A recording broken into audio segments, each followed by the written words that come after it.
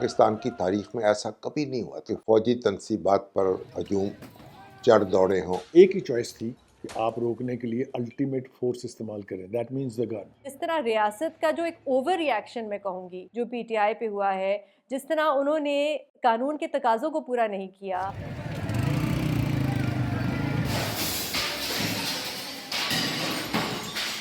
नौ मई के वाक़यात से पाकिस्तान की सियासत और माशरत पर बहुत मनफी असरात हुए हैं। इसमें सबसे पहला तो फ़र्क ये पड़ा कि जो सिविल मिलिट्री रिलेशन का पैटर्न है पाकिस्तान के अंदर, जिसमें थोड़ा सा बैलेंस कभी इधर हो जाता था, कभी उधर हो जाता था, वो बिल्कुल यकतरफा हो गया, यानी वो बैलेंस सियासी फोर्सेस के ख़िलाफ़ हो गया।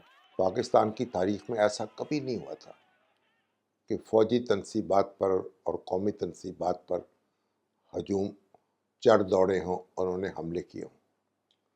तो उससे हमारी सियासत जो है और हमारी जमहूरियत जो है, हमारी अदालत जो है, सख्त दबाव में है। फौज के पास दो ऑप्शंस थे। पुलिस तो बेकार हो गई थी ना, पुलिस तो इरेलेवेंट हो गई थी।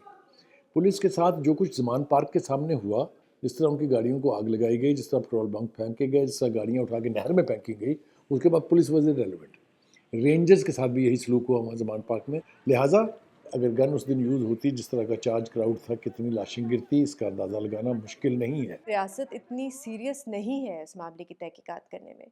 आप देखें पंजाब में वफाक में कई कमेटियाँ बनी कि इसकी तहकीकात होगी, बल्कि अभी निगरान हुकूमत ने एक कमेटी बनाई कि 9 मई के वाक़यात जो है उसकी तहकीकात करेंगे, जानने की कोशिश करेंगे कि किस वजह से हुई, लेकिन उसकी रिपोर्ट कहाँ है, ना वो मंजर आम पे आई है। कुछ इवेंट्स की डेवलपमेंट ऐसी थी जिसकी वजह से ये इम्प्रेशन क्रिएट हुआ जब इमरान खान अरेस्ट हुए कि ये फ़ैसला तो हुकूमत ने नहीं कहीं और हुआ है, तो उसकी वजह से उन्होंने डायरेक्शन किसी और तरफ कर दी और वो चीज़ें लिमिट क्रॉस कर गई।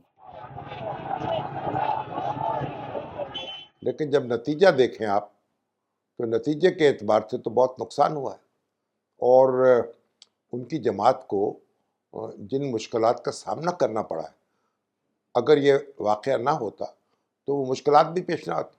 तो इस लिहाज से तो इमरान खान साहब जो हैं उनको भी बहुत नुकसान हुआ है। अगर 9 मई ना हुआ होता तो पीटीआई को एक एडवांटेज तो था, कम से कम कैंपेन वो खुली कर सकते थे, क्योंकि उनके लिए कैंपेन करना, बहुत से लोग तो अंडरग्राउंड थे, छुपे हुए थे, तो वो कैंपेन करना ज़्यादा आसान होता, तो इलेक्शन ज़्यादा इंटरेस्टिंग होता।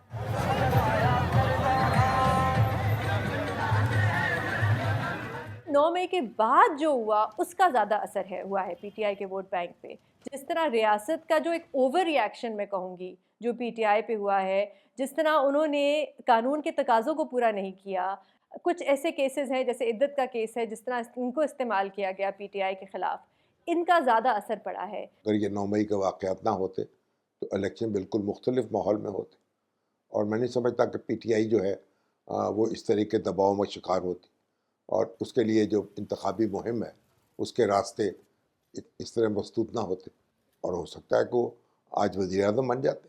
दूसरी तरफ जो उस वक्त रूलिंग पार्टी थी यानी पीएमएलएन थी, उसका अपना सियासी एजेंडा भी पूरा होता था, क्योंकि उनका जो असल राइवल इमरान खान और पीटीआई थे और वही इसका टारगेट हुए। तो इस तरह हम देखते हैं कि सियासी तौर पर पीएमएलएन का एजेंडा और सिक्योरिटी इस्टेब्लिशमेंट का एजेंडा एक साथ हमें चलता हुआ नज़र आता है।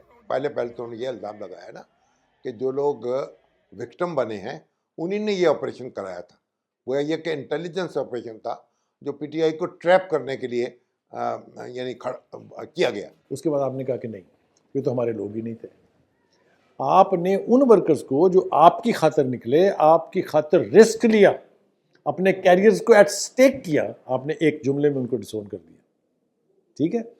तीसरा स्टांस आपने लिया कि नहीं, वो तो एजेंसियों के लोग थे। 9 मई के वाक़यात को कोई ऐसा प्लान्ड आप सोच रहे हैं कि शायद किसी ने प्लान किया, चाहे वो इमरान खान की साइड से प्लान हुआ या दूसरी साइड से प्लान हुआ, हमें कोई ऐसा कॉन्क्रीट एविडेंस प्लानिंग का मिलता नहीं है।